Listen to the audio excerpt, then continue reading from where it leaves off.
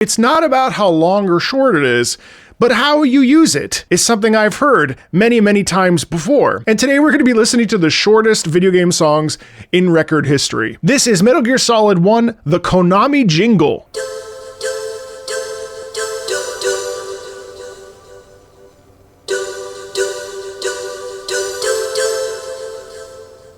Man, that is the song of my childhood, honestly. The way that I heard this when it starts up Metal Gear Solid 1 is one of the coolest, because automatically, even 9 seconds, which honestly,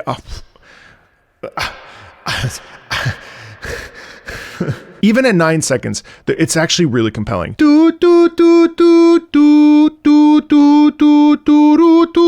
That subdivision in there actually creates a wonderful feeling of tension, right? You feel how it's short, long, short. There's power in that, which is actually really cool to me, especially using the vocal voices up there. The vocal voices, using the soprano voices up top, it actually provides, I think, a sense of tension. And I also think it's almost like it's mystery, it's danger, it's like stepping into the beyond, not knowing where you're gonna go. This particular jingle has really stayed with me my whole life. I mean, Metal Gear Solid 1 is probably one of my favorite video games of all time, certainly in my top 5. And it was nice to revisit such a short but impactful tune. Next up is the Periphery from Dredge. Wow.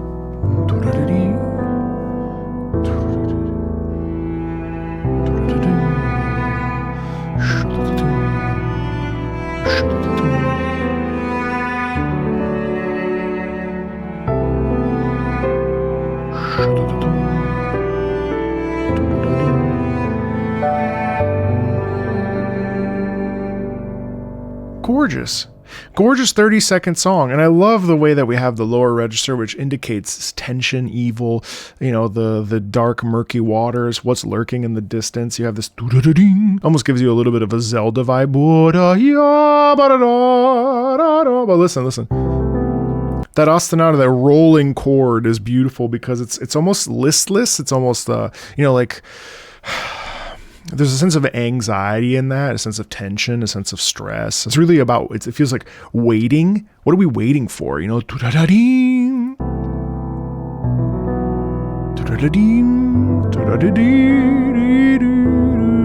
and then there too, it's like, oh man, I want this to come to an end. You know, I want the storm to pass. I want this sense of peace in my life. Finally, I'm tired of this. You know, it's almost like it's frustration kind of. And then we get this beautiful cello.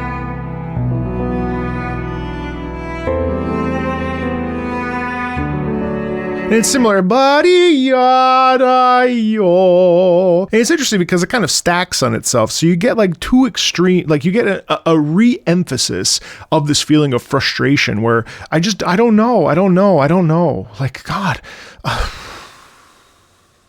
And also I feel like there's like a kind of sound of like constantly toiling, constantly doing something, constantly having to like push, and like there's no end to this, you know?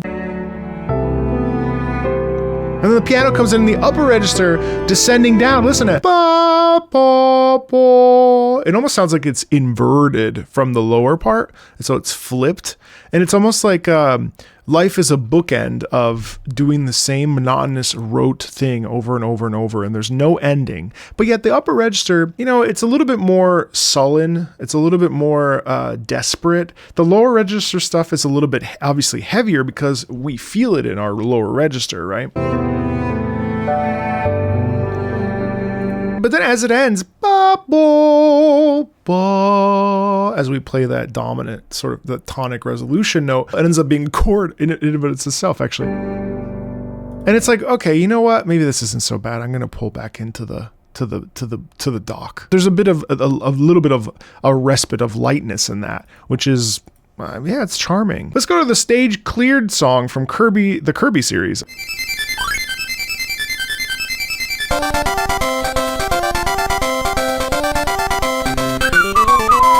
Yeah, and that's a classic. We've obviously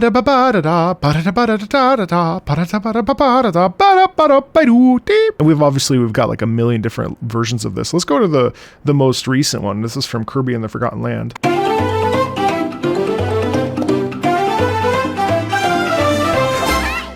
And I mean, yeah, it's a stage clear theme, but it's definitely like, yeah,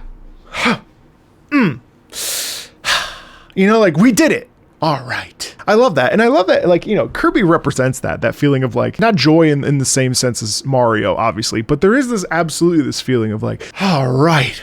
Good job, you know, and that's excellent. I love that. That's so fun. Console intro sequences. I think that's fair. I mean, I think like these are musical themes. Let's listen to a whole bunch. Let's check out GameCube.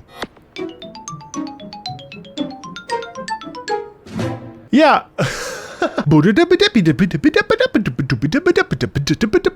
I mean, yeah, I mean, I think that's the GameCube. I think that's valid. Let me listen to it again.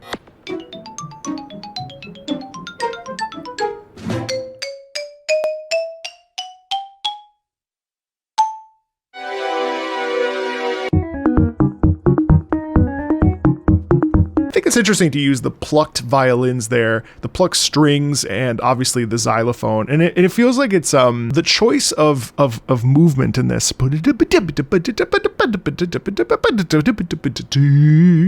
That actually has a gorgeous sound of moving forward and of like let's get into it, you know. There's a sense of excitement in that, a sense of joy, a sense of like, I'm ready, okay, all right, push go. It's like a dog waiting for a bone. Okay, yeah, let's go. Let's listen to the PlayStation 1. This one has personal touch to me.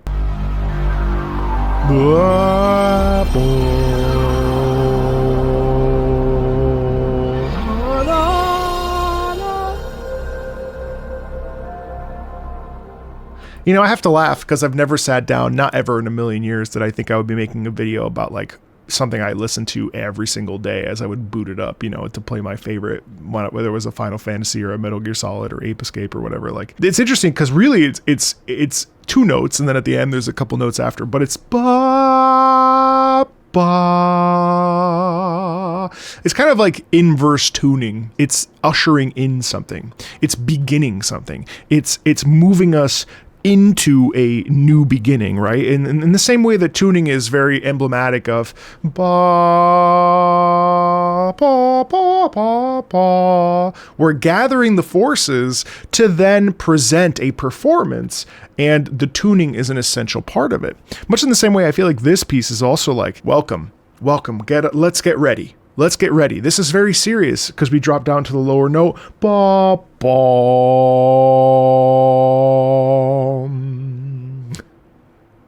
ba, ba, ba, ba. We're ready, you know? Let's get to it. And then might as well listen to PlayStation 2 one, because why not?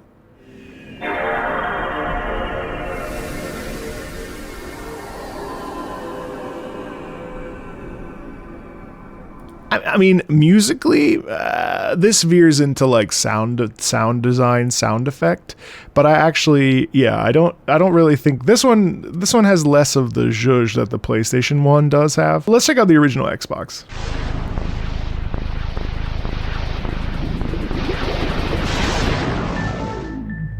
Yeah, I mean, I don't know. I don't know that this really counts as a song or like a jingle even.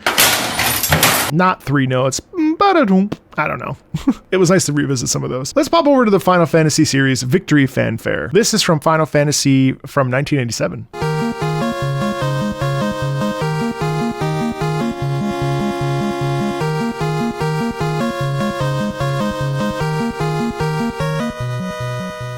Super short and sweet. So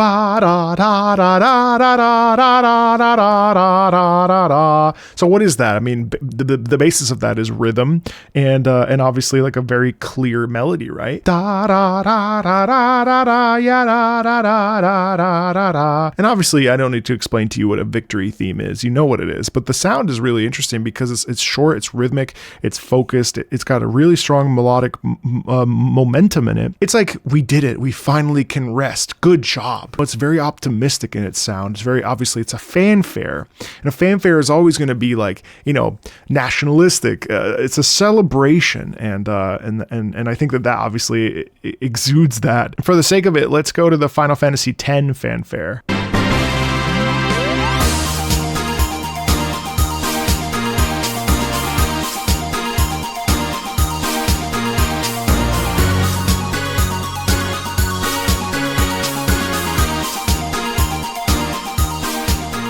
See, it's like totally different, but it still falls in line with that same energy of rhythm and melody, right? The whole thing is like that. It's all about ba, ba, ba, ba, be, ba, ba, ba, ba, ba. You know, we did it, yay! And then like Final Fantasy IX, for instance, similar vein.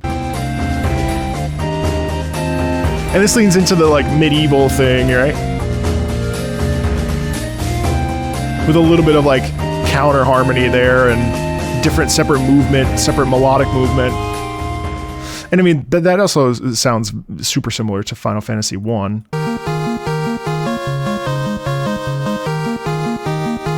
It's interesting how even though Final Fantasy IX was written in 2000 and Final Fantasy was written in 87, the victory themes in Final Fantasies is the first one, because of the medieval setting, the 8-bit sound sounds more modern because of the technology involved, comparatively speaking, to Final Fantasy IX, if that makes sense, which is kind of funny. Okay, let's go to Samus Aran Appears from Metroid Prime.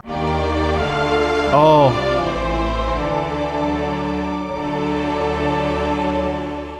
I love that. I've heard this obviously a bunch, but I love that this is really like, the savior is here. Finally, the day has come. Ba, ba, ba, ba, ba, ba. Right? It's like super straightforward. Ba, beep, ba, ba, ba. It's like, oh, thank God. We can breathe a sigh of relief. Finally, our hero has arrived. But it's also obviously with the chorus, it has a bit of like an ethereal, mysterious, science fiction-y sound. Even though it's chorus, it's pretty cool. Ba, ba, ba, ba, ba. Thank God Samus has arrived. We can breathe easy, you know? Game Over from Super Mario World.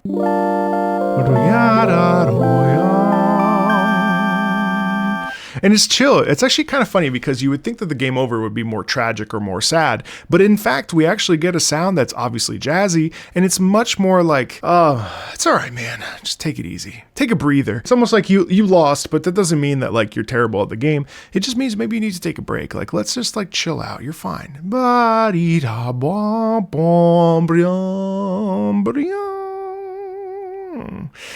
You're okay, buddy. I like that. It's cute. That sound, it can be really sad, right? It can be really frustrating to die. And so in this case with Super Mario World, it almost feels like they were like, well, let's make the player feel like they've, been looked after and tended to, so they don't have to feel bad about themselves. You know what I mean? It's very like chill. Mission Death from Goldeneye 007. Yeah. Prime example. Now, obviously, this is GoldenEye 007, guns, killing, shooting. This is much more like, oh, shit! Like, damn it! Not 007! We need him for the mission! Everything's over. Life is ruined. This is the end of days. That's much more serious, much more stressful, much more disconcerting, which is the total opposite from Super Mario World, which is kind of fun. Let's go over to Danganronpa 1, Despair Pollution Noise.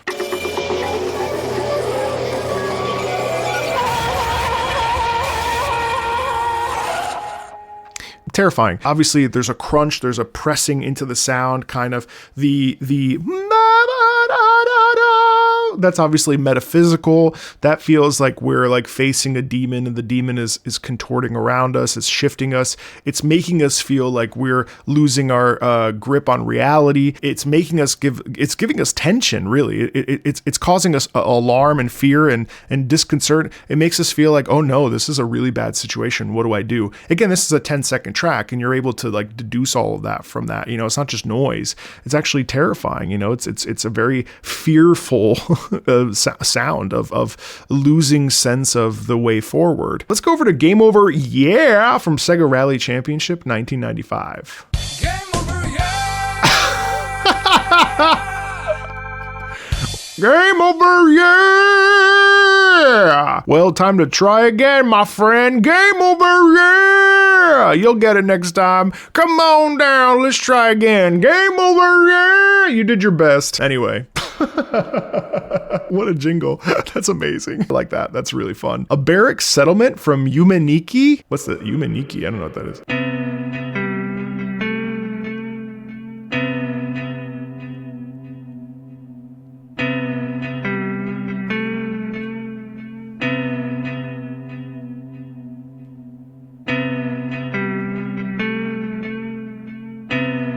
It's literally that.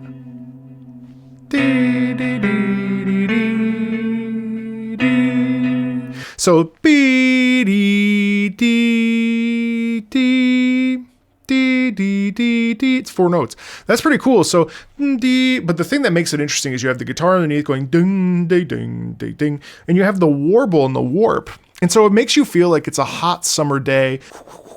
The screen is going like this, everything's kind of contorted, and it feels like you're just losing grip on reality. That's it. Even within that, in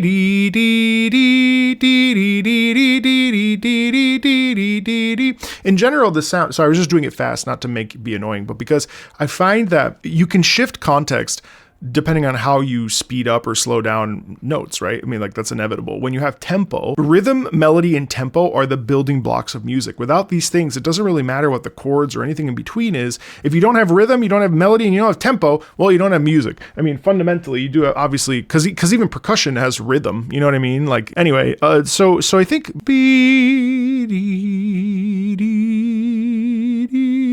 and then if you subdivide, well, you change the rhythm, not subdivide, but and then you add the warble, suddenly you're getting into a whole different like phenomenon where it feels like you're in some sort of an alternate reality where like death is standing behind you, which is literally the image, by the way. But that's so appropriate to the sound. I mean, look at this image. That's exactly how it sounds. This is exactly how it sounds. This feeling of like being like, I don't know what's happening, dude. Like, I'm all over the place. Even though you can speed it up and it has a little bit of a different impetus, and if you slow it down, it's actually kind of sad and tragic. The way that we include the warble and the wave actually makes it really interesting, because it's just like it's off tune, it's slightly out of pitch. And then you add the echo behind it too. It creates this feeling of distortion. It creates this feeling of like unknown. It creates this feeling of dis-ease, this feeling of like stagnating and being stuck in an alternate reality, right? Again, but that's 4 notes, 5 notes. Crazy what we can do with music. The Legend of Zelda Ocarina of Time, of course, this is the chest opening item.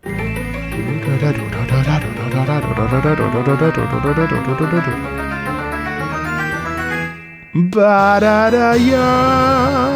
And so what's interesting here is that it's a speed up thing. Oh my God, this wonder of wonders, we're discovering something. What is it? Oh, ba-da-da-ya. Finally, we found it. And that's amazing. That's like a whole journey in 4 seconds. What is this? What could this be? Oh my God, this could be the thing we need. Oh my God, I might finally be saved. This dungeon might finally be easy. What is it? Oh! What else do I need to say? Pretty cool. Nightmare Lantern Interlude from Hollow Knight Gods and Nightmares.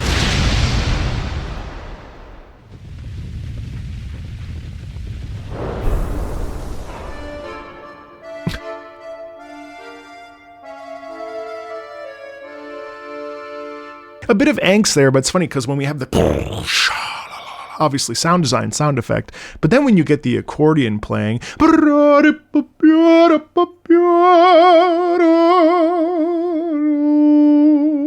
it's obviously melancholic, but it's also kind of sad. Well, melancholic, sad, similar, but there's also tragedy in that. There's also like, what's behind me? You know, there's a little bit of a surprise. There's a little bit of suspense. There's a little bit of like, I don't know what this means. Okay, well, I have to just keep, oh God, I don't know. You know what I mean? There's an energy of confusion, a little bit of disarray. Going up into the upper register like that's really smart because it kind of pushes into it, leans into itself, so it creates tension. That's how we create that tension.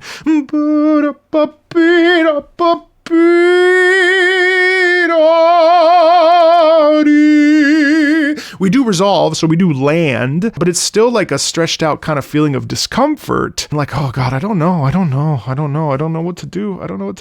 It's really interesting. Let's check out the Monster Hunter Generations kitchen theme. Who doesn't love a kitchen theme?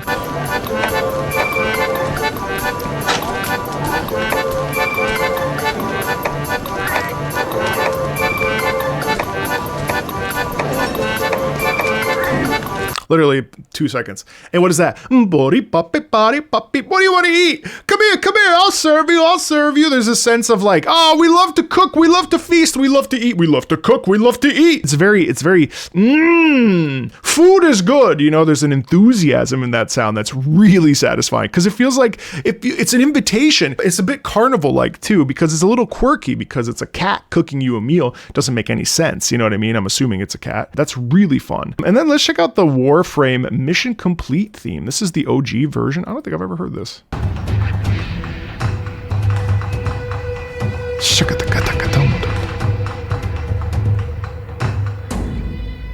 Yeah, that's like, okay, you're done. We're in the covert ops though. Everything's still in the clear. You did a really good job, but like, let's keep, you know, the percussion in there is really effective and you get that little bit of twinge of danger. Oh, I don't know what's going to happen. All right, well, we got to keep going, man. I don't know. Okay, we did it though. That's anxiety, that's stress, that's tension. That's like, okay, I don't know what's going to happen, but as long as we're finishing up and we're being efficient, we're going to be okay. You know what I mean? It's cool. It's cool. The Binding of Isaac, Unknown Depths Below. Yeah, like I would love for that to repeat. Oh, I don't know. That's doubt, right? I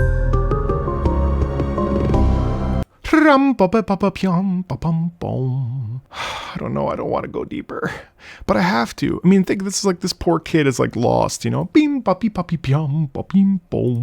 Where's my mom? Well, you don't want to find out. You know what I mean? Like that's discontent. It's fear. Even though you have cleared another level, you have more to go, right? Mystery of the Past from Chrono Trigger. I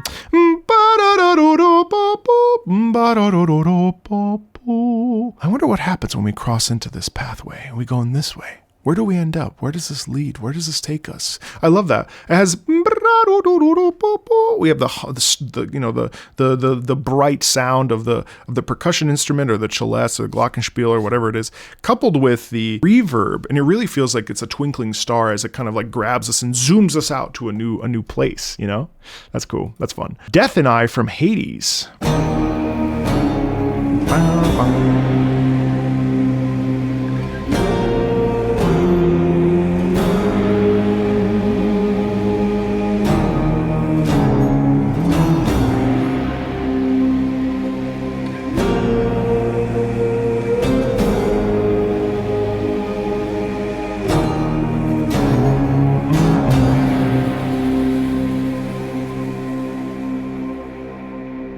It's actually really nicely fleshed out at, you know, a solid 30 seconds before the tail end. About 30 seconds is where the piece ends and it kind of fades out after 6.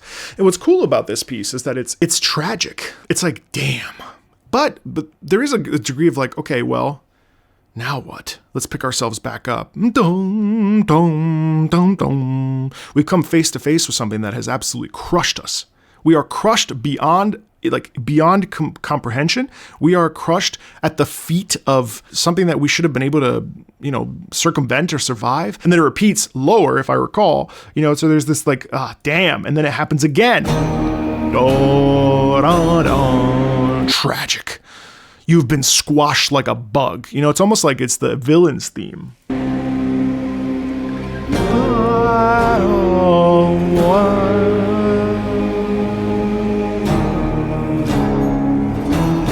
And then what's cool is that we kind of have these like stretches where it doesn't just happen right away. So it's not like a constant. We have this like expansion where we're sustaining for a little while and then it comes back in that boom, and then it's sharp. It's very, you know, there's a tenuto over the first notes. There's a bit of a hit.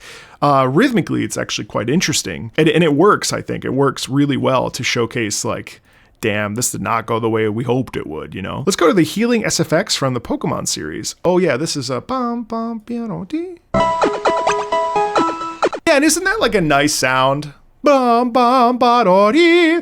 Everything's good. Everything's in the clear. We've made it. We are finally healthy. It's awesome. Super charming. And of course, the most terrifying theme of all, Drowning from Sonic the Hedgehog. One of the most terrifying sounds you could ever hear. And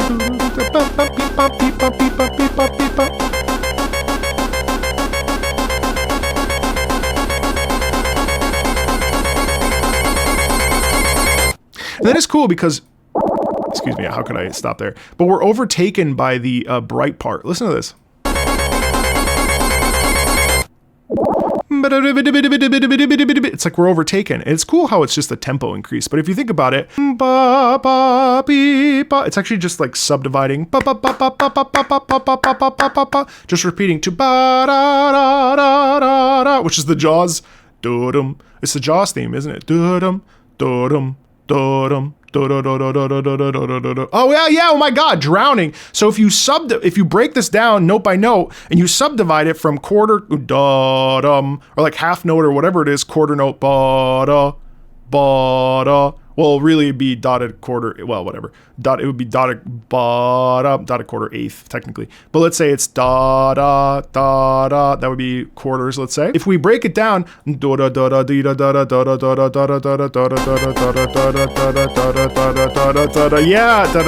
then we speed up, we subdivide further, increase tempo.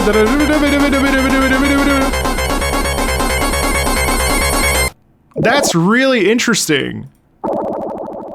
If we fade off into the distance, we drown, we die.